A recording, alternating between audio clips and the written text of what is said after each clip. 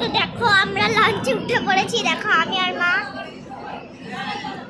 দেখো আমাদের লাঞ্চ। এই লঞ্চটা বেশ ভালো জায়গা, বাসের মতন। দেখো লঞ্চে আমরা উঠে পড়েছি। এখান থেকে এরকম একটা হেয়ার ব্যান্ড, এখানে লাইট জ্বলে অনেক লোক।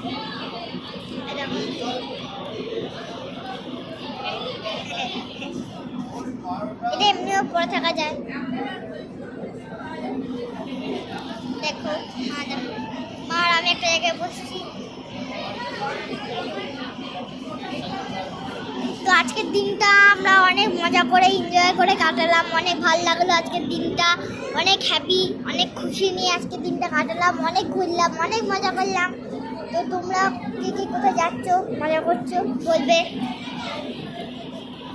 আজকে কে কোথায় গেছো বলবে, যদি কেউ না যাও সেটাও কমেন্ট করে যাচ্ছি।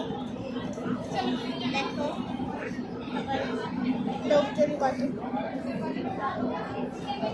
এটাতে বেশ ফাঁকা ফাঁকা উঠেছি, বেশি লোকজন নেই, গাড়বো হচ্ছে ওনারা।